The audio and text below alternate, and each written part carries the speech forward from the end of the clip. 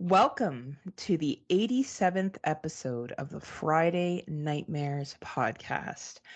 I am one half of your hosting team, Heather Powell, coming to you today from Waterdown, Ontario, Canada. And with me, as always, is Mr. Smoke Show Crawford, coming to you from the town of Swartz Creek in the county of Genesee, in the state of Michigan, in the United States of America, in the North American continent, in the Western Hemisphere, on the planet Earth, in the Milky Way galaxy. I'm fully vaxxed, boosted, and waxed, and ready to climax, and if you can, please get me wet and feed me after midnight.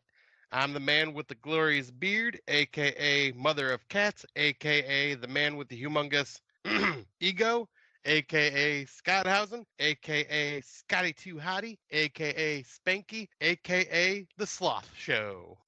And you're on mute. Yeah, I don't know. I went unmute and then it remuted me again. And now it's signing out in my Outlook. I don't know. My computer's all over the place today. Today's just a day. I don't know if I told you, but my other computer broke. Oh no. So my my desktop, the power would turn on. I was like, oh, wow. Oh, wow. So luckily, though, I'm on vacation, so I don't really need it for anything. And I'm on my really busted laptop. Like both Scott and I, man, we should start a Patreon, be like Tim and rolling in the deep in that Patreon money. Because our ship's falling apart. It was your Right? keyboard. What was it? Was it the keyboard that was the issue, or what was it exactly was the problem? Oh, come to find out, yeah, it was not the keyboard like I thought it was. It ended up being one of the USB ports in the back of my computer. So now I have to, when we're recording, I have to disconnect the keyboard and plug in my headset. And then when I'm editing, disconnect my headset and plug in my keyboard. Oh my God, right? Fucking this is how poor we are. We are definitely the asylum podcast. We are for sure asylum level. That's what you get here on Friday Nightmare. Oh, the struggle is real, folks. Do you see that I'm wearing my Legion t-shirt though? Do you see it? Yeah. Yeah, I was cleaning the house in it. Not that Legion t-shirt. I don't wear it all the time outside the house to make sure everyone knows I'm a famous podcaster. But yeah, I'm getting ready for my trip. So I was doing a clean before the big wedding tomorrow. Not mine, thank fucking God. Oh, That congratulations. Oh, fuck my life. That would be a horror story if I woke up and I was getting married. Oh, my God. I hope I can be the maid of honor. You would definitely be in my wedding party, Scotty, in my make-believe wedding that I'm never going to have happen. But yes, absolutely, you would definitely be in my bridal party for sure. What are you drinking? Are you drinking grapefruit? Yeah, I'm eating grapefruit for my breakfast and then just drinking the juice because it's really juicy. Well, yes, it's always nice and juicy. Now you got those juices running down your beard. I was thinking of Tim Davis. Phil Ray's got to go turn this off for a second just to enjoy the thought of it. Sending my love to you, Phil. Yeah. So we'll be taking another break. I know it seems like Scott and I just all we do is take breaks, but I'll be away for 2 weeks, so I won't probably be watching any 2023s, but neither will Scott because not much is coming out unless he sees Saw 10 and when's Five Nights at Freddy's coming out? Is that soon? I that think October? It's sometime in October. Just not sure. I'm not sure when. Okay, so maybe you'll see that. Otherwise, I don't know. Anything you're gonna watch while I'm gone, Scott? Well, I might take that opportunity to get caught up on some of the ones that you've talked about before, because I will let everybody know I've finally made it past the 100 movie mark in 2023's. Yeah, we're proud of you. We're proud of you. You're like a real podcaster now. You're like a real one, not a fake one. Like me that's been carrying the weight of our Asylum podcast on my shoulders for so long. That is true, though it looks like I am pretty much almost on par with you in watches this week when I thought I wasn't going to have shit. You know, not all heroes wear capes. Some of them. Some of them walk around butt naked. And watch Tubi. I feel like we should get Tubi as a sponsor at this point. Like, honestly, you and Tubi, like, Fuck Erica. I think you're in a full-time relationship with Tubi. Like, I honestly think you and Tubi are getting real serious. I mean, it is a love-hate relationship. Well, you know, it is abusive. It's kind of like our 2023 watches have been abusive. Like, you're on your phone, Erica walks in the room, and he's like, what are you doing? You're like, nothing, trying to turn it off is Tubi. You're like, I can't stop watching Tubi. Why can't I quit you? And now thanks, Gray. Yeah, we got the pussies all over the place. Yep, the two cats that love to hang out in the basement of Erica's, they adore the shit out of me, and when I come down here, I just get swarmed because I got Fluffy Butt over here on the other side, and I got Gray walking across my lap. Such creative names, Fluffy Butt. I really enjoyed that. Definitely was one of the kids, wasn't it? That named the cat. It had to be. I think no, you're like, no, Erica named it that. I think both of them were named by the boys. Hey, you know what? That's creative. It's nice. I wish I had a cat. Well, besides my own pussy, but I wish I had like a real. Christ. Gosh, I don't know why everyone thinks I'm a slut. It's weird. Yeah, you know who won't be trying to catch the bouquet tomorrow? This chick. I don't think divorced ladies can catch the bouquet. Isn't that kind of like a curse? Like, you I'm catch not sure. Okay, I just made it up now, and that's what I'm going to tell them tomorrow. Is that if a divorced person catches the bouquet, your marriage is basically shot. It's like the video in The Ring. Once you catch the bouquet, you have 7 days or you die if you're divorced. Oh my god. Oh, it's been a good run, Scotty.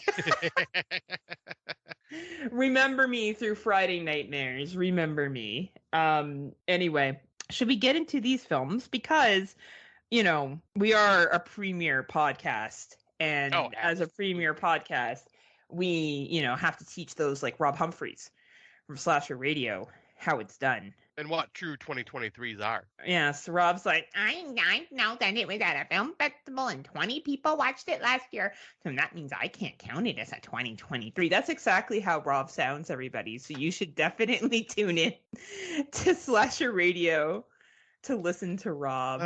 Yeah, and speaking of Mr. Rob Humphreys, I ended up going back to one of the Horror for Dummies episodes where we did the favorite franchises brackets or whatever. Aww. Just because I was like, I miss the days when we were all friends and not warring over a silly felt. Well, you chose this, Scott. You could have just accepted Tim Davis. I will never accept Tim Davis as the leader. Right? And I'm not sure if you heard the latest Horror for Dummies, but he was throwing some shade at you. Oh, he definitely was. I was like, that little fucker. But he's right. I would win in a versus battle. Like, there is no doubt in my mind that I would destroy you. Absolutely. Oh, absolutely. You're such a gentle giant, and I would just murder you. But I would never do that, Scott. I would never hurt your fluffy little bum bum. Oh, thanks. But I would hurt someone if they hurt you. I would slice them open. And eat their insides. Well, maybe I wouldn't go that far, but I would definitely be mad. But yeah, I thought that was nice that Rob had us as a versus. Thank you, Rob. I was like, of course Rob would do that. You know, I appreciate it, you know. But yeah, Tim was definitely singing my praises. Finally, the true supporter of him and Daniel. Finally, the truth has come to the surface. No longer will I be in your shadow, Scott. Soon, very soon, the ugly duckling will have its day. And I love how Daniel just like has no idea about the feud, so he's just like, "What? We hate Scott. Why do we hate Scott now?" I thought we hated Heather. Yeah. Who do we hate? Who am I here? What's going on? So, as Scott said, we have been watching some 2023s. So, buckle up, baby. Here we go. The first one we're going to talk about is The Boogeyman. This is a 99-minute runtime. It's not real. It's not real. It's not real. It's basically the same thing I say every time I wake up and it's my life. It's real. I watched it. Oh, yuck, yuck, yuck. Still reeling from the tragic death of her mother, a teenage girl and her younger sister find themselves plagued by a sadistic presence in their house and struggles to get their grieving father to pay attention before it's too late. No, I think the father actually does believe them quicker than, other movies. Well, But he tends to not be paying much attention to them because he refuses to even focus on his own grief, and he's grieving and not focusing on his daughter's like grief, and so I think he's fair. not really giving them the attention when they're telling them all this is happening. I guess I think he just believes her quicker than, because what she's saying does sound bonkeroonies. Like, let's be realistic here.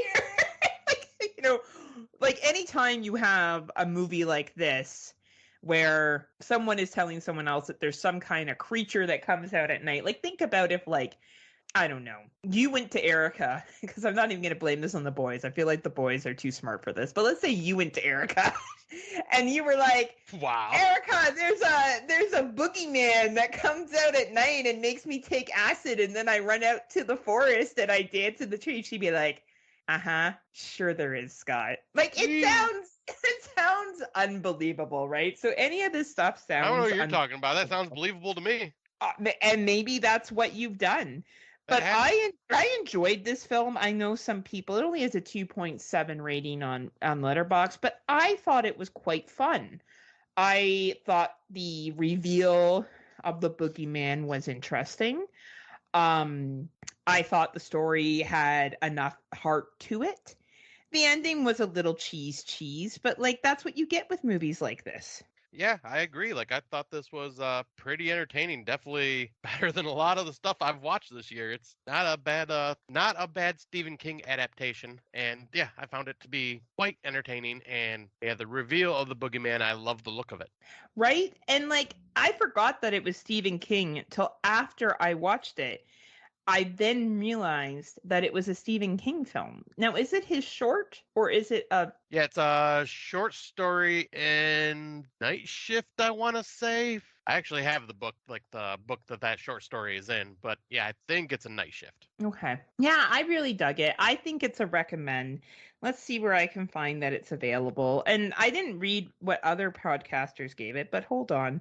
Tim gave it 4 stars. You gave it 4 stars. Yeah, I really liked it. Moods gave it 4 stars. Rob Humphrey, the Hump, gave it 2 because, well, it's Rob. Rob is the boogeyman. He was probably just upset that is him, and he just ruins people's lives, and he hated the fact that he got called out on it. Right, Rob? Right. Anyway, I think it's a 4-star watch, and it's available on Apple, Google, Amazon, Cineplex, and YouTube. I think it's worth a $4.99, $5.99 rental. What do you think? Oh, absolutely, yeah. It's especially with spooky season coming up. It's a spooky perfect watch. Season. Perfect watch for this time of year. I agree with you. I think that for the length of time that it was at a 99-minute runtime, it was smart. It doesn't overstay its welcome. It gets to the point, unlike this podcast. And okay. I think it's well done. I don't know. I feel like some people are too hard on movies like this. Like come on, man. Like this isn't a fucking A24 film. So I was gonna say this is just an easy watch that was very entertaining and went by quickly. Like I've seen way worse this year. Well, speaking of worse, let's go to our next one. Do you want to introduce it? Sure. So the next one is The Elevator Game, which is found on Shudder, just released, I think, last week. Follows a socially awkward teenager, Ryan, who discovers that the night his sister disappeared, she had played The Elevator Game, a ritual conducted in an elevator in which players attempt to travel to another dimension using a set of rules that can be found online. Ignoring warnings, he resolves to follow and find her. Yeah, like you told me this was like an easy watch, so we did this one for Tubi Tuesday, and instead of Tubi, we just watched Shudder. But Shuddy Tuesday. Shuddy Tuesday. But yeah, it wasn't too bad. Like it was an easy watch. Wasn't anything amazing. I was hoping for something a little better, being one of those creepypasta urban legends. I was hoping for something a little more, but it did kind of drag a little bit because it does have a runtime of 94 minutes. 94 minutes, and it felt like 2 hours almost. Unlike the Boogeyman that was 99 minutes, but you were like, this is a good 99 minutes. This could have been over within an hour. Yeah. Yeah, I get what you're saying. Like it kind of just dragged for a while there. Like, and but it wasn't bad, but it was just kind of middle of the road. Yeah, I was really excited for this, and I realized if I'm too excited for something, it generally doesn't meet my expectations. That's just a me problem. Hi, I'm the problem. It's me. No. Yes. So, I could tell this was a low budget film, but I will say they used their budget well. I thought the creepy scenes were done well. And I think there's one really good special effect in it, where someone's in, I guess they would say, the other world. That's really well done. I think, do you know which one I'm talking about? Yes. That was really good. I thought the acting was good enough. I thought the characters were good enough. I'm not gonna lie, the ending I kind of was like, but why? Right. But why? But why? Why are we doing this? But or why did the things happen to one of the main protagonists that happened? Yeah. Right? Like that protagonist had done all the smart things, and then for that character to, yeah, it just seemed a little odd to me. This has a 2.0 rating on Letterboxd, which is fair. I think everyone we know is giving it 2.5 stars. Rob Humphreys, Dave Bailey, you. Yeah. I guess I'm there too. I'm probably 2.5 to 3 because I have a soft spot for these teenage influencer YouTube movies. I like them. I always have. I enjoy them. So I liked it, but when I did recommend it to Brendan Orlick, who gave me a thorough tongue lashing and not the kind I would like. About how it sucked. So I'm sorry, Brandon. I didn't think it was that bad, but I understand that taste is subjective, and I guess mine was not great here. But or yours was better, depending. I guess it depends, right? It is available on the Shuddy. I would say if you're really, really into urban legends and like teeny bopper movies, this is for you. If you're not, skip it. You're not going to miss out on anything. It may not be for you. Tim Davis hasn't watched this yet, and I don't know how you'll feel about it, Tim. I think you'll think it's average at best. So if you're finding that you're short on time, I know you do your Halloween, like, go to Pound Town, watch as much as you can. I wouldn't say this has to be in the list. Yeah. If you have other things you got to watch, maybe a better use of your time. Right. Well, I mean, they're not recording in October because they're both going on different vacations. So, but he's doing 31 days. He's doing 31 days of horror. That is true. You would know that if you were a Patreon member. Well, he did say it on the regular podcast, and hey, I did tell him once I'm a little more financially stable, I will be joining his Patreon. Look, we're just waiting for Scott's OnlyFans to take off. It's been a little bit of a slow go with him being the only member of his OnlyFans page. I know, I keep subscribing, but I don't make any money. I don't get it. Like, I keep paying myself, and I don't see a profit to this. This is kind of bullshit. You're like, I would like to see that cucumber up my ass. Yeah. Like, I'll pay $20 to myself for that. So I'm just picturing Erica walking in on that and being like, I feel like I have made a mistake in my choice to move here. Or the right choice. Or the right choice. She starts filming you. Maybe that's what you need. Maybe you need her to help you out a little bit. Exactly. Yeah, that's what I need. I need someone that can, like, do the good angles for me. Yeah, and help me edit. Exactly. That's right. You know what? Couples that do OnlyFans together for sure stay together. I'm sure there's nothing toxic that can possibly come from that at all, Scott. No, not at all. Absolutely. So, if you want to watch this movie or Scott's OnlyFans, it's available on Shudder. I'm on Shudder, folks. Can you imagine instead of that Halloween log thing, it's just you with an OnlyFans? Yes. Oh, I am so making money this way. Shoving pumpkins up your ass, because you always talk about it in the fall, shoving pumpkins up your ass, and it's just that's how you celebrate spooky season, right? We almost we fucking die. That would be the death of me laughing to death, and it would read, laugh to death over Scott shoving pumpkins up his ass. Oh, I love it. Instead of what do they call it? The Halloween log? It's like Scott with logs. Something like that. Scott shoving a log. Anyway, that's also on Shudder. Definitely search it. Smoke show taking a log. You know what? It'd be better than some of the shit Shudder's picked up this year. They're like, Skidamarinkers! Got shoving pumpkins up his ass. Shudder, get a hold of me. Shudder, this is your time. We should get Shudder as a sponsor too. They still haven't created children's Shudder that just has Watership Down playing on repeat over and over. Yeah, I don't know why they haven't picked that up yet. They should. I don't know why. We're just trendsetters over here. Anyway, back to the elevator game is available on all the Shudders as well as the AMC Plus channels. So if you subscribe to any of those and I don't know, you really like urban legends and teeny bopper movies, check it out. If not, I think you can safely skip it. I don't think you're going to miss anything. Yeah. Now, you didn't watch this next one, did you? I did not. Well, this one's for all the dudes that like to jerk off to Scout Taylor Compton. Oh, boy. Compton? Yeah. Yep. Yeah, people fucking love her. She's okay, but, like, she's not a great actor. She's, like, average actress. Yeah. Like, she's fine. Yeah, she's just fine. She's there, right? And, like, she's pretty. Don't get me wrong. She's pretty. But, like, I'm just like, why is everyone fucking obsessed with her? But anyway. Yeah. This is called Captive. It's an 80-minute runtime. Pray for Dawn. A group of stoners break into a house for a weekend party, but realize all is not well after finding a mysterious stranger hell-capped in the basement. All right, let me make something very clear here. 15 minutes into this film, you're going to be like, oh, I get what's happening here. There's some hanky-panky with this stranger in the basement. But that being said, it is a very interesting, well-done, low-budget film. The practical effects are great, in my opinion.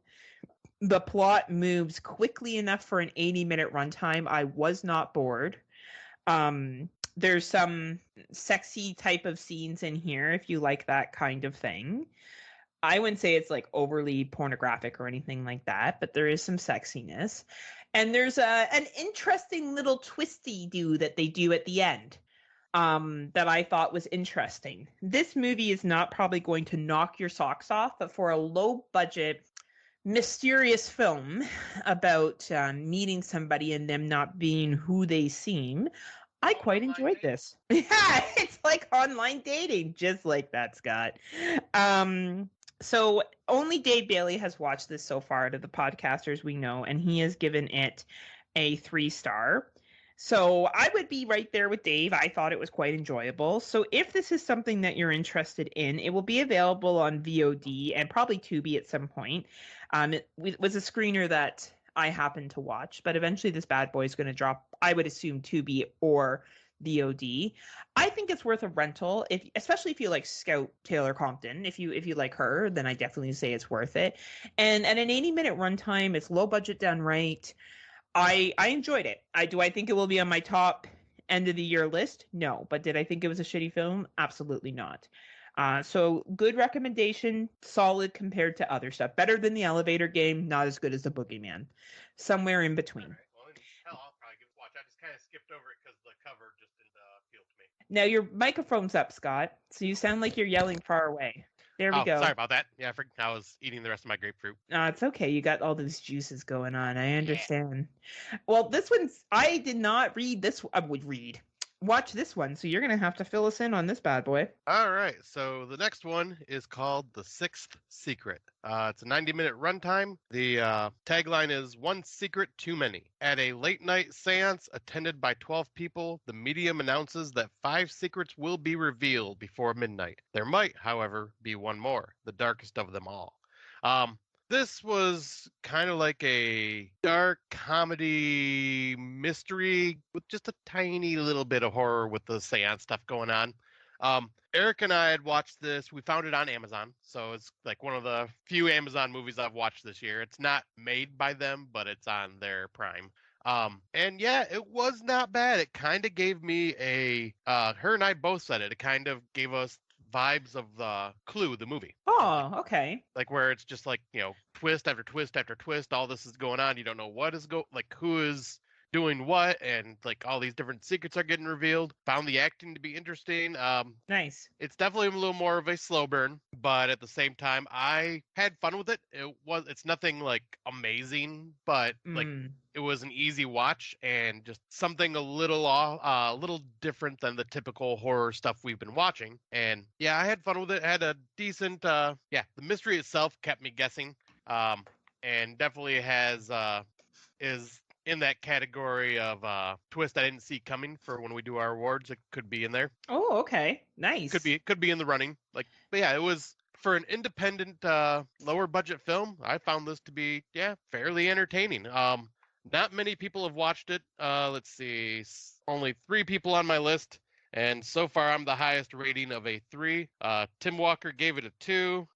Some guy named R. Cruz gave it a 1. Good old sexy Matt Wood gave it a 1. Matt, I want to read his review. He says, "This is." Hold on, let me get my lube out first. Okay. I can picture it in Matt's voice. Hold on, I'm picturing an angry middle-aged DJ. Go ahead. Just kidding, Matt. Love you. Oh, we love you, Matt. He says this is a very bad version of a murder mystery themed night with AM drama actors. The acting's bad and over the top. The story's boring and it drags and drags. He's so 2 funny. doses of secret poison out of 10. But no, I thought, for a low budget independent film, I thought the actors were decent and they were over the top, but I felt that was kind of the whole purpose of it. Okay. And I just had a way better time with it than Matt Wood did. Yeah, that sounds like most things in life. Matt's just an angry cunt. He just He is. But he's our cunt, and he's our favorite.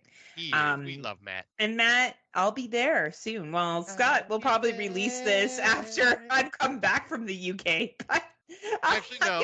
No? I'll say I'll be releasing our last recorded episode sometime today or tomorrow, and then I'm debating on releasing this one next week or in 2 weeks, back on our regular schedule. Awesome. Well, I will be coming back from the UK if you release it in 2 weeks. Exactly. So you'll be. So I'll be back already. So Matt will be able to find me in England and fucking kick the shit out of me. Real talk, huh, Heather? Blimey. We we both wear those old caps and we're snapped it as we're gonna go fight each other. Or it's Last Night in Soho. He's the villain in that. What's the guy's name that plays the villain in Last Night in Soho? That becomes the boyfriend. I can't remember right now. I kind of have a crush on him. I like him a lot. I think he's super sexy. I can't remember the actor's name. But yeah, that's what Matt and I are gonna act out scenes together in Last Night in Soho. It's gonna be Last Night in Newcastle. And Last Night in Liverpool, because I think that's the closest that I'll be to him is when I'm in Liverpool. See if I can find him. Oh, that was I think it was Matt Smith. Yes, Matt Smith. Bite lip. Doctor Who actor. Yeah, it's too bad he was in that shit. But yeah, he's cool. And he was also in that vampire movie that came out last year, that vampire DC one. Oh, yeah, he was in that Morbius movie. Because, I don't think I ever mentioned that, but Jaden had me watch that one. Oh, yeah? What did you think? I know, huh? He made me watch it because he's it's funny because of the memes. The movie's not good, so he's so I watched. I was I've heard bad, but all right, let's throw it on. And God. You got to watch it for the kid, right? You know what I mean? For sure. Reality, Jaden's sitting there. He's Scott made me watch that. Oh, he's already seen it before, so he's just he wanted to torture me with it, is what he was kind of See? saying. That's a good young man right there. It's Saw in the making. You have a choice. It was funny, too, because Connor came out halfway through the movie, and he's like, what the hell? You guys are watching this terrible movie? Jaden, what are you doing? It says something when the older brother's what the fuck is wrong with you, right? Yeah. Good old times. Anyway, so sorry, did you recommend this movie or not? Yeah. We went on some other rant. So sorry, Scott. You do? Okay. Yeah, I think this is if you have Prime, I say it's worth a watch if you're in the mood for a murder mystery Clue, and kind of almost gave me what was the one that came out on Brooklyn 45? Okay. Well, and it's on the Amazon E, right? Yep. So it's on the Amazon Prime if you're interested. The next one I am going to talk about will be available on the Shudder eventually, I believe. Right now it is VOD. Birth, Rebirth. This is a 96-minute runtime. And I know what you're thinking, pregnancy horror. It is not full pregnancy horror. Pregnancy is part of it, but it is not a major focus of it. And this is a horror film. I know there's someone out there who doesn't think it is. This film's about zombies. I don't know how you can think it's a horror film. But anyway, everybody has potential. A single mother and a childless mortician. Well, they're both doctors, actually. So the single mother is a doctor, and the mortician is actually a doctor as well, just so we're clear. Are bound together by their relationship to a little girl they reanimated after the daughter was dead. So if you're thinking Reanimator, Pet Cemetery, you're along the lines of what this movie is going to be about. Okay. I think this is a really well done film. It has a 3.1 rating on the 3.4 rating on the Letterboxd. I thought it was extremely well acted, extremely well written, provides a lot of good ethical questioning. Miranda Ireland is in this. Judy Reese is in this, who most people would know from Scrubs. Oh, okay. Yes. And Miranda was in I Am Legend, Revolutionary Road. She was also in The Boogeyman, The Empty Man, The Dark and the Wicked. She played the sister in The Dark and the Wicked. So, okay. Yeah, good actress. Very, very good quality acting. I found this movie quite enjoyable. At a 96-minute runtime, this does not overstay its welcome. It's very much like Reanimator or Pet Cemetery kind of theme. What happens when we bring people back? Okay. And the ethical side of it. So if you're interested, it is available on iTunes, Vudu, Google, Amazon, and finally, what's this last one down here? Spectra on Demand. So check it out if you're interested. And yeah. I think you would like it, Scotty, so I would definitely recommend you watch it. Okay. I'm going to add that to my watch list on Letterboxd. I'm trying to do that now because I keep forgetting what movies to watch. And you can say whether you think it's a horror film or not. Well, you and I usually kind of line up with that. Well, it's because we're super smart. That's true, we are. And we have something called lower expectations. Like Mad TV. Yep, I remember that. Oh, fuck, Mad TV was the bum digs. Wow, yeah, it's got some pretty high reviews from people I'm following. Yeah, I thought it was pretty good. Honestly, I do recommend it. It will probably be close to my top 20. I thought it was well done. Nice. Very well done. So the next one will not be. If I had a bottom, I don't do bottoms, but if I did, I'm always on top. Oh, I do bottoms. Oh, yeah, you like to be the bottom. I like to be on top. I like to do the. They have this thing with women where they're told that if you don't know how to ride a cock, you should do the alphabet with your hips. I think you've told me that before. But could you? I probably did, but I want you to imagine A, B. Like we're both doing it right now. I'm curious. Is it lowercase or uppercase? I think it's supposed to be uppercase. And when it comes to Z, for you Canadians and everybody else, Z, how do you do that? Z, E. Honestly, right? I could just imagine, like, you get this chick on top of me. She's like fucking doing the alphabet. What if you're in a different country and your alphabet's really weird, like the Russian alphabet? How do you do that? Oh, I don't know. It's a very anglophone version of sex, is it not? It's just, see, people in other countries don't need to know that stupid instruction. They just know how to ride a dick. That's all. That's the difference, right? So, I don't know. This movie could go suck a dick. It was so horrible. This movie was called Zombie Town. Yeah, I was just going to say, make sure you name it so people know. R.L. Stine was a great teenage. Well, he wasn't a teenage, but he wrote great books for teenagers.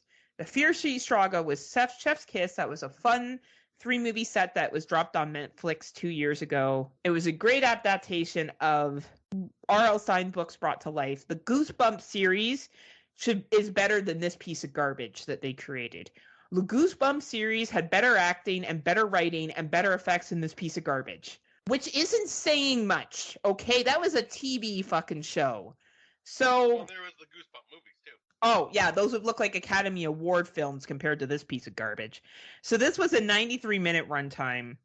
A cursed film, a town full of zombies, two teens are the only hope. Amy and Mike unearth a century-old curse when they decide to watch an exclusive film reel. The duo must track down an infamous filmmaker and navigate a town of hungry zombies to save the world.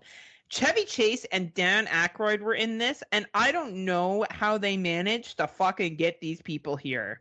I have no idea how much money they threw at them. My favorite review is this. Everyone in my theater walked out before the 30-minute mark, but I stuck it out. I persevered. So just know that I'm not being all hyperbolic when I say this was legitimately one of the worst films I have ever seen. Wow. Like, I think this says it perfect. I'm going to give this line away.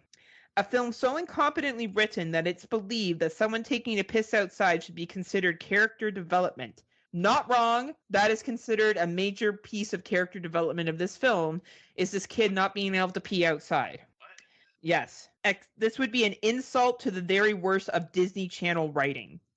I've seen YouTube fan films with higher caliber acting and production quality. I could not agree more. This movie was fucking garbage.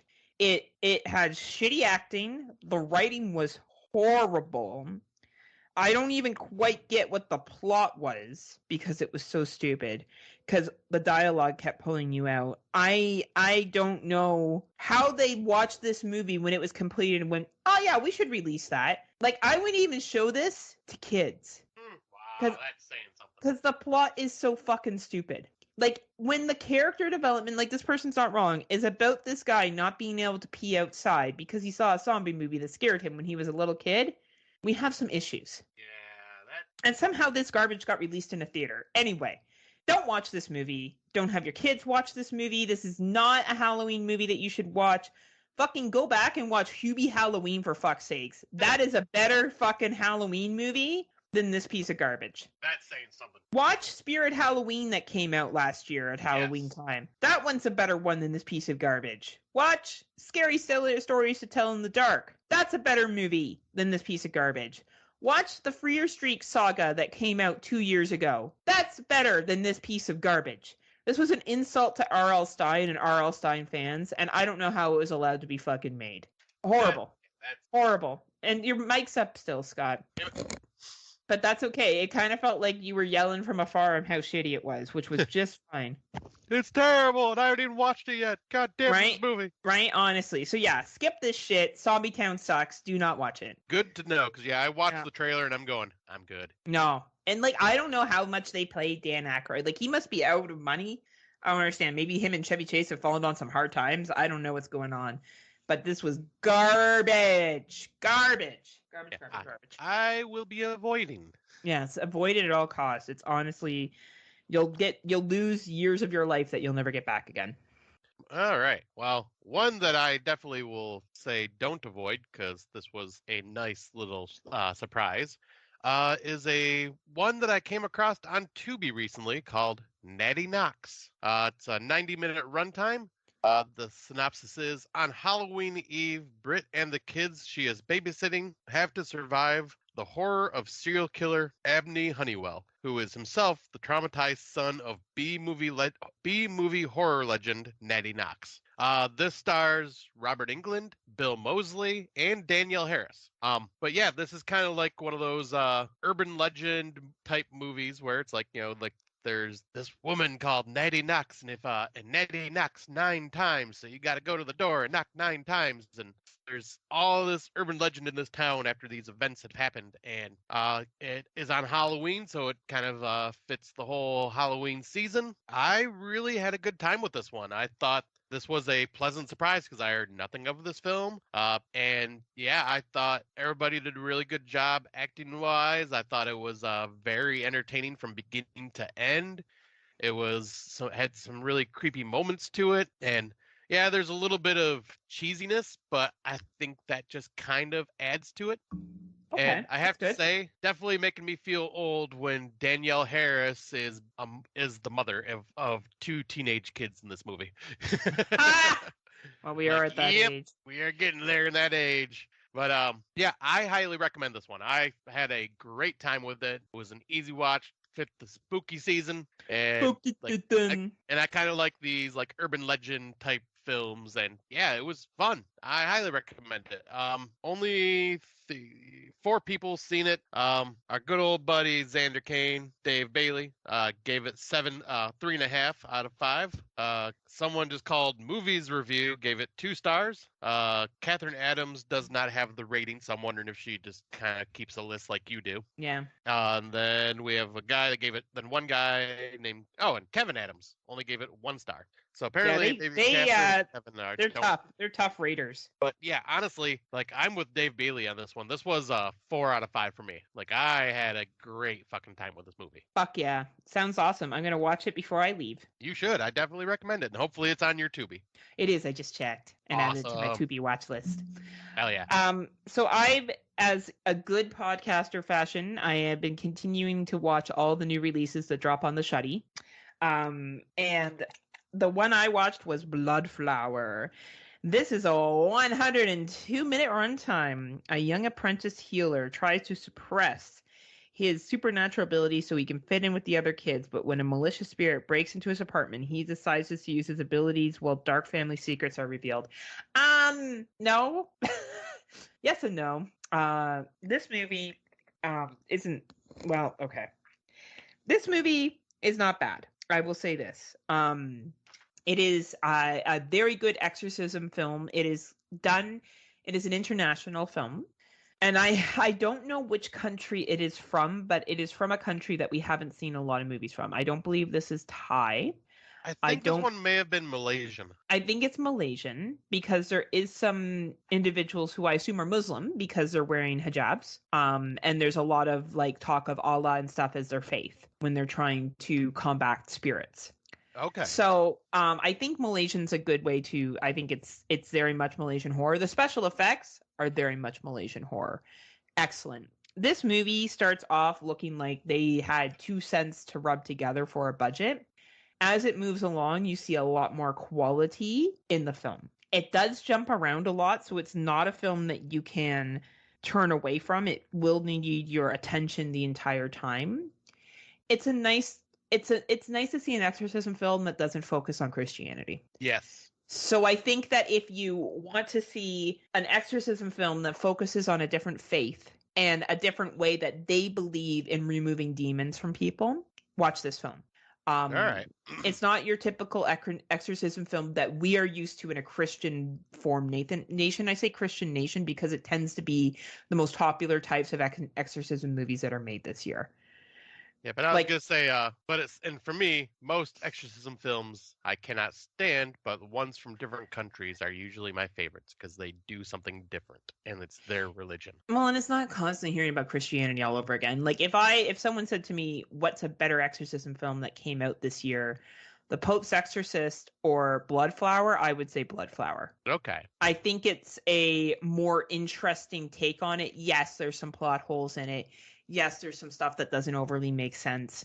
But I think in terms of what they're using in terms of the faith to fight these demons, it's very fascinating. It is available on the Shudder. I will say watch it, but you got to enjoy international horror and you got to be willing to read subtitles and it's going to need your full attention. So it's on all the Shudders and of course all the AMCs. And currently it's sitting at a 3.0 rating. And Dave Bailey is the only one we know that has watched it, and he has given it 3.5 stars. Nice. And then I don't think you watched this last one, did you? No, I did not watch this one yet. I came across Natty Knox, and I decided I wanted to watch that first before this one. That's good. Bring something different, right? Exactly. So I watched The Angry Black Girl and Her Monster. This was a 91-minute runtime. Death can be cured. Vakira is a brilliant teenager who believes death is a disease that can be cured. After the brutal and sudden murder of her mother, she embarks on a dangerous journey to bring him back to life. This is definitely a Frankenstein film, a modern day telling of Frankenstein, combined with some social issues, which we all know is like the perfect pairing for me. I really enjoyed this. I know Tim Davis gave it 2.5 stars and he said it was an okay movie, but it wasn't for him. And I respect that. I think that's a really valid way to look at this film. This film will not be for everybody. This is a very much a social message in this film. It faces racism head on. It faces privilege head on. And realities of what it could be like to live in specific areas where you are targeted because of your race. Okay. So, if for some reason that bothers you, then don't watch it. But if it doesn't, it's also a great little modern day monster film, but it's not going to be for everyone. Do I think it's for you, Scott and Erica? Yes. I think you guys would appreciate it. I think you would enjoy it. I think you would get behind the young lady in it. And I think the ending would make you be like, holy fuck, that's interesting. The ending went a place that I was surprised that it would go. This will definitely be probably will be in my top 20. Nice. Yeah, close to top 10. I enjoyed it that much. It was, spoke the Heather's language, connected with me. I thought it was a very good film. Awesome. It is available on iTunes, Google Play, YouTube, Microsoft Store. Rent it. It's worth the money with the caveat of what I said. If what I said does not sound like your thing, then skip over this one. It may not be for you. Yep. Now, not you have some stuff to add about some movies you want to talk about. Yes, because I've been playing catch up lately and watching a lot of the movies that you've already talked about, the bigger movies. So I just wanted to kind of bring my thoughts to them. So I watched Little Bone Lodge, and I just gotta say, damn, that was a really good movie. Like, I'm glad that I finally got to see it. The acting in that was incredible. I wasn't sure exactly where it was going the entire time. But yeah, that there's a good chance that could be in my top 10. I loved it that much. The next one was Talk to Me. Finally got to see Talk to Me, and yay! Holy shit, that movie was so freaking good. Wasn't it though? Yes, it was exactly what I was hoping it to be, like, just, it was from A24, so I was hoping for some really creepy A24 goodness, and it delivered in spades. There was some really terrifying moments in it, and I already want to watch this movie again. I loved it that much. There were some scenes in here where I'm just going, Jesus Christ, like, it just was like a very effective horror film. Did it make you jump? I don't remember it making me jump, but man, there was one scene that made me almost pee my pants in the theater. Yeah. I was like, it definitely had my jaw hanging open for a few scenes, like, what the fuck? And yeah, Tim Davis talked about how, this had a great representation of what teenagers really do when they're hanging out. Like, they're not always hanging out having these big fucking house parties and crazy shit. It's more just like a close-knit group of people getting together and just talking shit and swearing and just hanging out and chilling and just kind of doing something small instead of like always these big ass parties like American horror films always seem to have. So yeah, this was amazing. Definitely in my top 5. I'm not sure where it'll place yet, but this one is really high up for me. And then the last one that I watched was The Last Voyage of the Demeter. This one, I liked it. I enjoyed it. I had fun with it, but was hoping for a little more, being that it was Andre Overdahl. Yeah, it's a hard movie because, what's gonna happen. Yeah, and honestly, I didn't have any really, there wasn't a great bit of suspense for me. It was just a really cool monster movie because, yeah, I'm with Luffy on this one from Dummies of Horror, because I didn't feel this was Dracula. Really? I just felt more like it was just a vampire that's, more along the lines of like half-formed bat. Like, I get where Tim's argument was about how, Dracula doesn't always have to present himself as suave and debonair or whatever. No, of course not. But no, this just looked like just random bat monster. But I think this is closer to the original conception of Dracula. Because if you look at the original movie, the black and white one, he wasn't a handsome dude. Well, no, I wasn't even saying it was like, I'm not even, sorry. Because even like Nosferatu, like that's based on, but Nosferatu was, a hideous guy as well, but he looked more humanoid. I don't buy this as Dracula nearly as much. But like I say, I still don't have a problem with it. It was still a fun movie. Runtime could have been shortened. It was 2 hours, and yeah, it could have been shortened a little bit. What did you think of the main protagonist? Main protagonist I thought was good. Did you? Okay. Yeah, I thought all the characters in this were good. Did you notice the little man that from Cobwebs, the kid? Yes, I did. Hey, he's a good little actor. He is. I hope yeah. he continues to get work. I think he's not bad at all. So, but yeah, I had a good time with it, but it was just it was about the level of the Boogeyman for me. Just it was good, entertaining, definitely. It might, because of the way 2023 is, it might be in my top 20, but we'll see. weren't you not appreciated when you watched Talk to Me about to see like teenagers that actually look like real people? Yeah. Like, are you not glad we're out of this 2000s? Everyone looks like a fucking supermodel and is white with blonde hair, and the guy looks like he just finished a set at the gym. Yeah, we're actually getting true representation. Like what people look like. Like none of these people were overly like hot or anything, stereotypically hot. But like I'm like, oh, these look like teenagers. Yeah, they true just look like teenagers that everyday would hang people. out, right? And I think that creates a better connection to your story.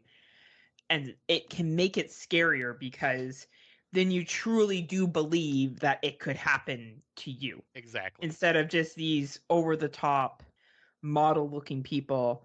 And I think you tend to get better acting then too. Yes. Oh, 100%. I thought all the actors in Talk to Me, especially the main character, was extremely good. Like I thought like that she would definitely be up there for protagonist for me.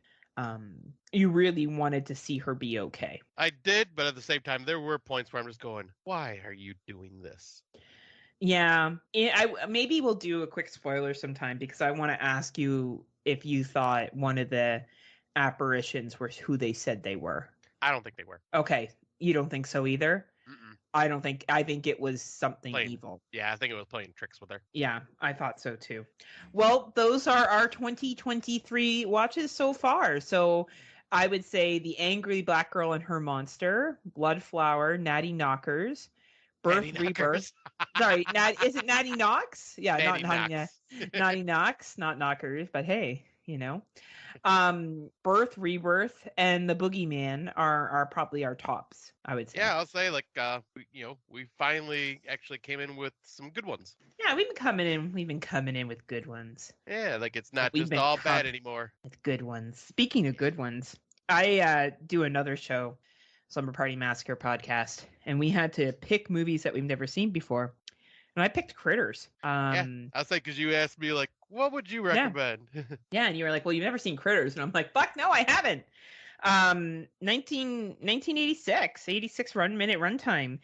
This one had some bangers in it, huh? Like we got Dee Wallace, we had Billy Zane, we had Lynn Shay. Man, oh, yeah, this was we had some people. Yeah, this was like a who's who of 80s actors for sure. Shit. Anyway, the synopsis for those who haven't seen Critters is they eat so fast you don't have time to scream. A massive ball of furry creatures from another world eats their way through a small Midwestern town, followed by intergalactic bounty hunters, opposed by only militant town people. This movie was great. Yeah, I thought the bounty hunters. Yeah, the bounty hunters were hilarious and how they would like absorb different looks. Yeah. And then the bowling alley scene was hilarious and the critters were really funny. Like the part where the one gets shot and the other one's like, fuck, and it gets shot too. I thought that was I love that scene so much because it's like this movie knows what it is. They know it's a ripoff. They are ripping off Gremlins, so they're like, we're just gonna be silly with this. But yeah, that is one of my all-time favorite scenes, and I still giggle every time it happens. Is when that critter gets shot and the other one just goes fuck. Right? Like it's a fucking fun film. I really, really did enjoy it. I'm glad I finally watched it. I think I might watch 2 or 3.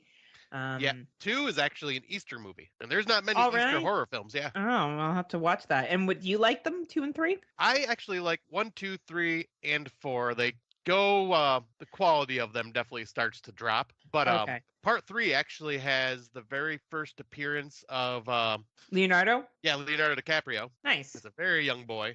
But yeah, do not watch anything after part 4 because there was a web series that came out on Shudder that was god awful, and then there's Critters Attack, which I never bothered to watch because I also heard that was absolutely horrible. No, well, that's good to know. I enjoyed it though. I'm glad I finally watched it. Finally hit it off my bucket list. Power of the night. I love that song. That's great. It is catchy. Fuck, it was great. And what did you watch here?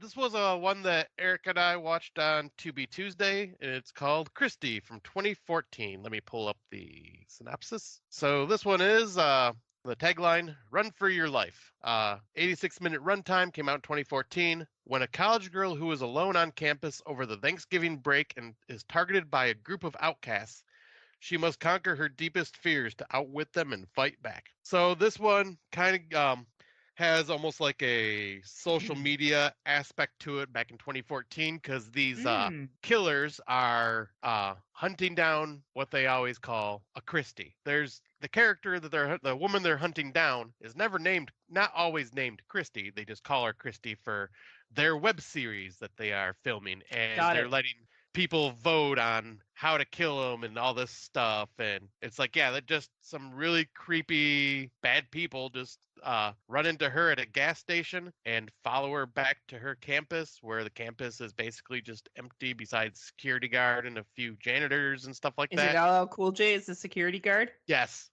No, but it is a black man. Oh no, no fucking way. Yeah. Of course. Oh wow. Okay. Wow, racial stereotyping alive and well. Oh, absolutely. Okay. That's but really funny. this was pretty entertaining. It had some very intense moments. Obviously, a little hokey here and there, but I had a good time with this one. I thought it was because this was one Erica just kind of stumbled across, and we watched the trailer, and we're going, "Oh, this looks pretty good. Let's check it out." And yeah, we had a good time with it. It sounds like something I would like. Yeah, I think you would dig this one. Nice. And that's on the Tubies? Yes, it is. Oh, I never said where the Critties is. I guess I should say where you can find that. Hold on. Sorry, were you going to say something else, Scott? I was saying, yeah, it's on Tubi right now, but I think it was in the Leaving Now category, or Leaving Soon category. Oh, no! But it's also on Hoopla, Vudu, and Pluto. And Critters is on Amazon, Apple TV, Google Play, Amazon Video. I don't know, Amazon Video is on here twice. I guess because you can buy it or rent it. And Cineplex. Or I don't know, if you bought the fucking Blu-ray, like everyone else that probably listens to this fucking... There is an amazing Scream Factory Blu-ray box set of the four original Critters movies, and I need that box set in my life. Look at you talking horror nerd talk, Scream Factory box set. We don't talk like that on this show, Scott. But with movies like that, I have to have in my collection because I want to get back into getting my movie collection going now that my basement is back to normal. Yeah, and now that it's creepy, now that it's spooky for all the time, because spooky season is a lifestyle, Scott. It is. You think this is an act? This is a lifestyle. And this is who I am as a person. So yeah, we're going to talk about, for our Out of the Dark, Beau Was Afraid. Because I finally watched it. Yay. And as we know, Scott is a much bigger Ari Aster fan. Ari Aster. How did I say that? Did I say it right? Ari Aster? Ari Aster fan than I am. I respect his movies. I do like the stuff he's done. But Scott wasn't sure how I'd feel about Beau Was Afraid. And to be honest, I wasn't sure how I was going to feel about Beau Was Afraid. It's a long film. And, you know, I find Midsommar a little bit whiny. Sorry, Lance. It gets a little whiny. It gets a little much. But I respect it and what it's done for folklore horror and all that other stuff. So I was not sure how I would feel about this film. And I messaged Scotty. I got an hour and a half in and I said, wow, Scott, this is a really good movie. And I think Scott was shocked. I absolutely was. Because I was thinking you were going to message me going, what the fuck? And this is a spoiler review, so it's been out for a while now. I think it came out in February or March, right? Not it was in the summer. Oh, why do I think it was so much longer? I don't know. Oh, man. Yeah, it was because I think I went and seen this in May or June with my buddy Justin. Okay, so it was pre-Erica moving in. Yes. Okay, so when I said, like early summer. That's why I'm like, It wasn't July. You're right. Summer does exist in May and June. So wow, this movie. First off, it's definitely a horror film. Right. I can't understand the debate that it's not. And I feel like people put that label on films when they feel the need to justify either liking it or not liking it, and so it fits their own criteria. I could argue that Midsommar is not a horror film because there's just as much horror in Beau is Afraid that there's in Midsommar.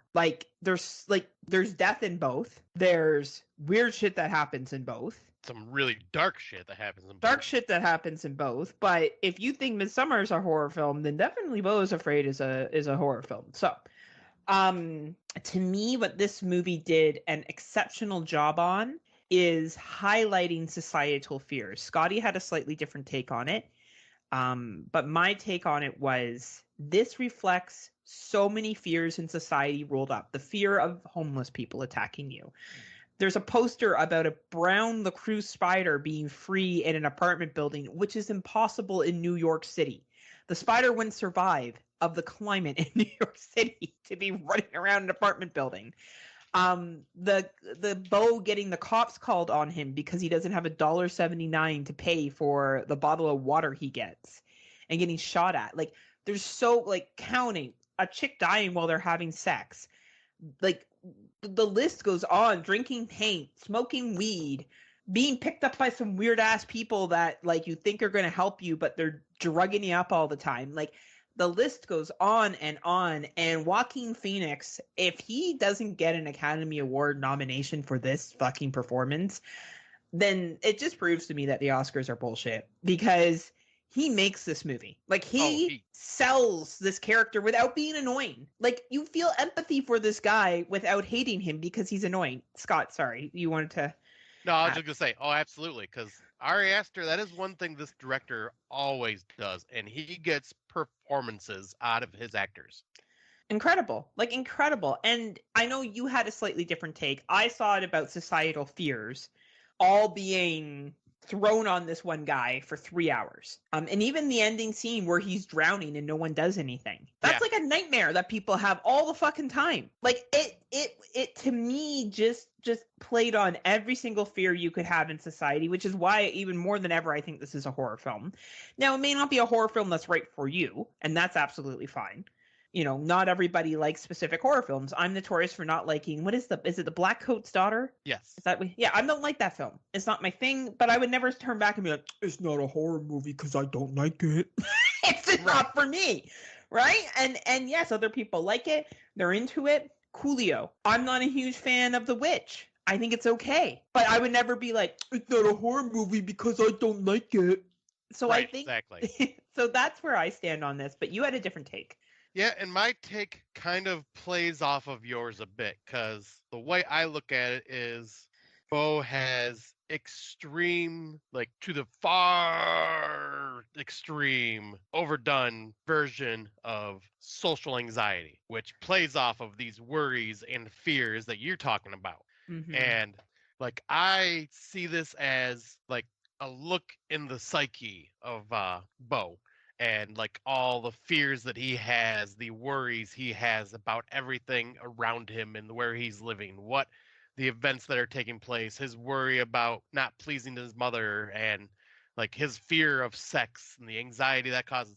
I deal with anxiety, so I get where it's you just something simple this homeless man's going to attack me. You could be you could think that, and all of a sudden your brain's going, oh yeah, this homeless man's gonna fucking murder the shit out of me, blah blah blah, blah. And it just ramps it up in your head, because that's how anxiety is. And so because I also look at it as, Ari Aster is great at covering emotions and also covering mental illness in a way that is very representative in film to be true and authentic to what people struggle with, and just kind of show it in visual art. And yeah, I feel this movie just digs into that anxiety and fear that people have internally, that just constantly, for some people, just constantly keeps going. I had an anxiety attack last week that affected me for almost an entire week, because I just couldn't stop getting my mind off of something, and it's escalating and escalating and escalating, making it worse than it actually was. Do you see what you've done, Tim Davis? Thanks a lot, Tim. Just kidding. It's all your fault, Tim. And the one thing I was going to ask you, I have a feeling you're going to be the exact opposite of me, but I I was gonna ask you this, so this is my thoughts on it. But I thought all of this that happened, but everything was amplified in his head. Yeah, I would agree. I think that it was all these things were fears supersized, right? I think they did happen, but it was like every fear and phobia in society shoved together. Yeah. And shouts out to Nathan Lane, shout outs to Parker Posey. Nice to see them in films, even if having a small bit part. Yeah, especially Nathan Lane. I haven't seen him in anything in a while. Yeah, when he walked into the scene, I was like, "Oh, nice, Nathan Lane, sick." But I think it takes a lot to keep a 3-hour movie interesting. I think that's a really, really hard thing to do, and I honestly think there's very few writers and directors that can pull that off. Yeah. And this is someone that pulled it off. And it may not be a movie for everybody, and that's okay. As I said earlier, there's movies out there that are revered by the horror community that I am not a huge fan of. It doesn't make them bad. Like, I find The Shining boring. Honestly, like, I get halfway through The Shining, I'm like, can we get to the good part? Like, the part where the chase happens? Can we just get to the chase, right? Like, and that doesn't mean The Shining's not a masterpiece or an excellent film. It just doesn't work for me in my personal taste. But this movie, to me, as you pointed out, Scotty, is the perfect reflection of anxiety and world events that are currently happening, or things that are happening that we're also afraid of, brought upon this one guy. And I stress again on the ability to present a character that you feel empathy for and you're still cheering for. Even though in theory he's kind of annoying because he's protesting things and like getting upset throughout the whole thing. Like, he's upset constantly. Oh yeah, and he's never happy. He's just never happy, and you just feel sorry. But he presents it in a way where you're just feeling like, oh. And I am somebody who doesn't have a high patience. I don't have a high tolerance, generally speaking, for people that are like that all the time. I don't. Right. It's one of my probably weaker part of my personalities is that I'm like, oh, for fuck's sakes, just suck it up, right? And that's not a great way to approach things like that because I don't know what's going on in somebody's head. I'm not there.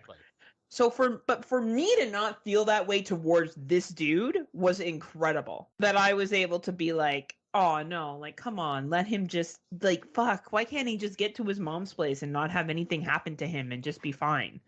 Right? Like, why can't he just have that happen? And that's a testament to Joaquin Phoenix's acting abilities. 100%. Like, it, we both know he's not going to be nominated. Of course not. This is going to get overshadowed or overlooked. Right. And if he does, maybe, because it's not, and maybe that's why we don't want the horror label on it. Maybe if it's labeled as a drama, mystery, or thriller, then maybe it will have a shot. But it's a shame because a performance like this, much like we've seen from Florence Pugh's performances. And Toni Collette. And other actors, Rebecca Hall, like, it gets overshadowed because it's in a horror movie. Yep. And, absolutely. And it's a shame. So this is definitely horror. It may not be for everybody, but it is definitely a horror film. And this is going to be in my top 10, if not in my top 5. That makes me so damn happy because, I so expected you to be like, I respect what was done, like you do with like Midsommar and Hereditary. Like, I respect them, but they're not for me. This is too what the fuck. But no, I'm so happy this one like is up there because this is also top 5, probably top 3 material for me. Like, I just love this movie, and talking about it again just makes me want to go back and rewatch it because I guarantee there is something I missed, and there's gonna be something new I'll be able to pick up because that's how Ari Aster works with his films. So it's like his movies are always worth watching multiple times to pick up little pieces of something you may have missed the last time. I just got a really fun idea that we should do, Scott. When we hit our 100th episode, I'm not saying we should do 100 movies, but we should pick a list. And since we've been podcasting, we should pick our top 30 or top 50 movies. So go through 2020, go through 2021, 2022, and 2023. We've collected. Okay. And of all new releases, and then rank those from the past 4 years. I like that. That'd be fun. It'd be fun to go back and revisit movies that really, really stood out to us from different years and why. Yeah, and I could even that'll give me an excuse to rewatch some and just kind of like figure that. Yeah, I like that idea. Yeah, I think that would be something more fun to do than what's our top 100 movies of all time. We don't Right, we don't exactly. need Scott and I to talk about The Thing or Scream for the 18th billion fucking time. But maybe talking about what we've seen, and then maybe do a quick like a top, like I don't know, a couple ones of like what were some first time watches that really stood out to us.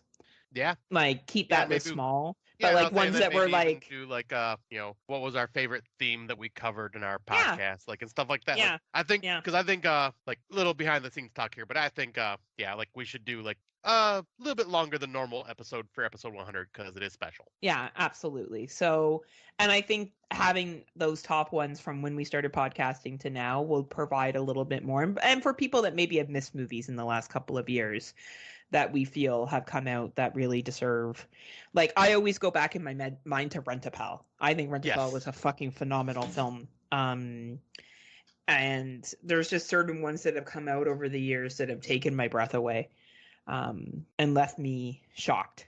I And completely agree. right, so it would be nice to go back and talk about those as well. You know, and Come Play was one that came out that I feel like never got.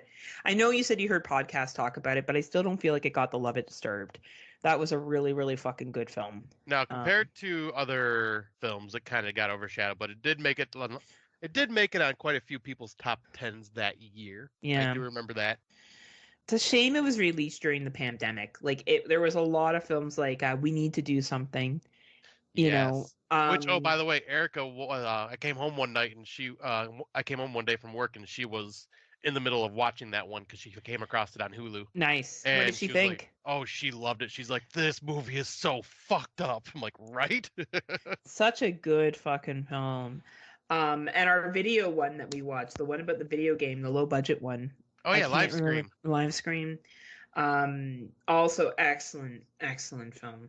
Super Hot was pretty decent too. That was actually a really good film.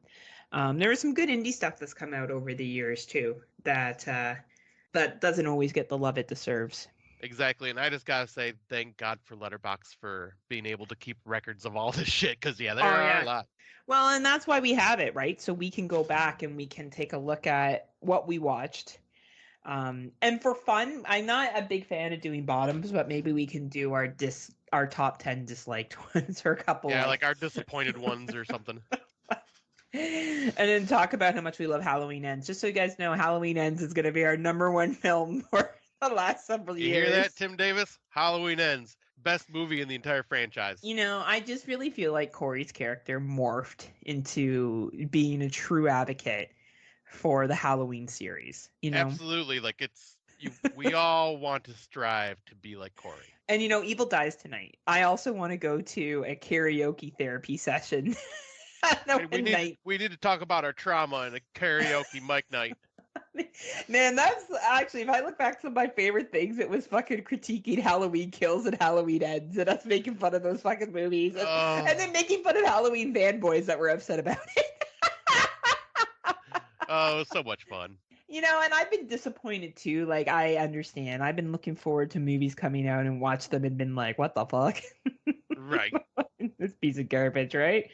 I wonder if next year we'll see the final Scream. Yeah, maybe. I guess know. It all depends on if this writer's strike is over with and everything too. Oh yeah, I guess it all depends how much money it makes. Let's be realistic there too, right? Yeah, that's true. Fuck. Might not be the final Scream.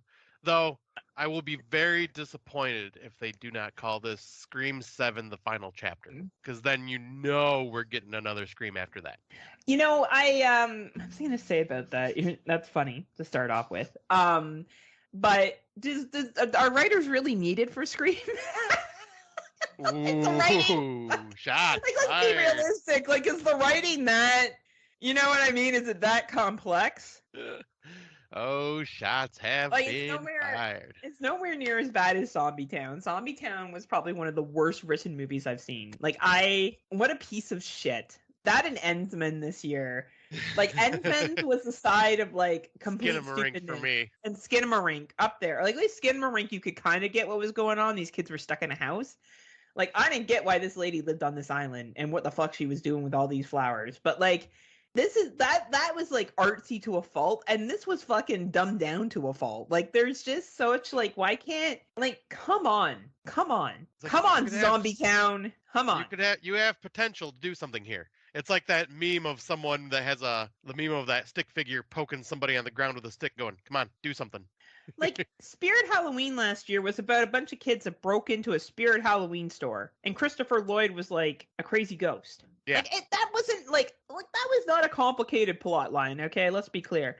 But like it was at least fucking understandable, and at least followed some kind of plot line, and at least you got what was going on. Exactly. Like, I don't know. Fucking Zombie Town. Fuck you, Zombie Town.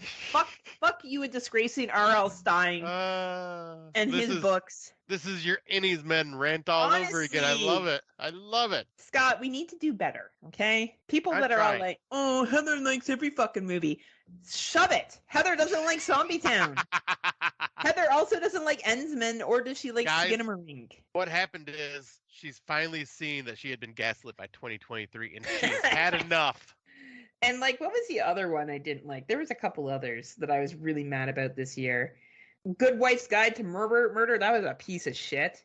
Sorry About the Demon was annoying too. That was stupid. That was like, oh, we're so funny, over the top.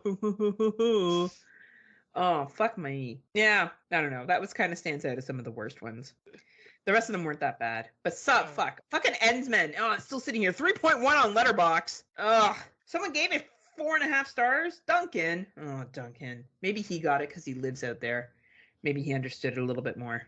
Maybe you got to live in Scotland to get it. I'm so tempted to watch that movie just because I want to see. I want to be as irrationally angry as you are. Oh no, you'll be angry because you'll lose time, and then you'll be even angrier. Oh, we forgot about Perpetrator. Yeah, I didn't watch that one, and I completely forgot it. Yeah. Let me slide that in quickly. Perpetrator. 2023. Quick slide in. Perpetrator. This was 100-minute runtime. Johnny Baptiste is a reckless teen sent to live with her estranged aunt Hilda. On the event of her 18th birthday, she experiences a radical metamorphosis, a family spell that redefines her calling forever. When teen girls go missing at the new school, a mystical feral Joni goes after the perpetrator. This is a really interesting movie. It's on Shudder. Sorry I didn't mention it with the other 2023s, but it is a Shudder original, and I'm not going to be recording for a while, and I don't want to forget about it, so thank you, Scott, for humoring me and let me slipping it in right now. Yeah, this is a good one. It starts off kind of giving you one vibe, and then it switches over to another one. It's worth it. Scotty, watch it. I will. Yeah, I planned on watching it. Like I said, the Natty Knox kind of just grabbed my attention. And I was like, okay. And that's fair. I think you should watch that one with Erica. I think she would find it interesting. Perpetrator, Shudder, if you enjoy kind of like a coming of age, young antagonist story and kind of getting to the bottom of what's happening and who's killing all these young ladies, you'll like this movie and kind of the secrets that are being kept. It's a decent film. It's a sleeper hit on Shudder that I don't think a lot of people are talking about, but it is definitely worth watching. I will definitely check it out. Yeah, and that's it for me. I'm glad that I kind of remembered that last minute, so time didn't go on and fucking 3 months from now I'm like, oh yeah, Perpetrator. What movie? But yeah, we'll be back in a couple of weeks. Hopefully Scott and I have watched something. I'll be on my trip to the UK, which Scott loves hearing about. I do hope you have a wonderful time. Oh, did that hurt you to say? Did that hurt to say? I was going to say, all joking aside, I do hope you have a great time and enjoy yourself and be safe. But I dread when you come back and I hear. I'm doing time at the UK. I went to Scotland and this and that. Oh, hold on 1 second. Oh, a cat butt just went across his face. He's muting. He's talking. Okay, I'm back. Boys are just asking when dinner will be ready. I'm like, it's only 3:30. We got a while. Oh, they need some snacks. Yep, snacks. But there are some somewhere, I'm sure. Nice. You're like, good luck, kids. Hey, the odds ever be in your favor. We're going to play the Hunger Games. You're like, we're going to play a game of Would You Rather. Would you rather? We should do that sometime as one of our Out of the Dark segments. We'll be like, would you rather watch? And we'll pick like horrible fucking films. Oh, like God. That we know each other doesn't like. Maybe we should do that for the next episode. That sounds like, that'd be fun. Right? Would you rather? And we make you... Yes, that is fun. Look at me. I'm the brains of this operation. You better hope I come back. If not, this show is dead. That's it. That's it. So thank you as always for listening. We are proud members of the Legion Podcast Network. If you're interested, you can join our Patreon, which gives you early access to shows and promotional codes and all that kind of stuff. And, you know, we're going to take a little stroll back here to the 90s. We're going to take a little stroll back here to when movies that were made from books were good. And we're going to do a little quote from I Know What You Did Last Summer. And I'm just wondering, Scott, do you have something you want to ask the good people? I'm not sure what you're talking about. I'm really confused by this. What are you waiting for, Heather? What are you waiting for? What are you waiting for?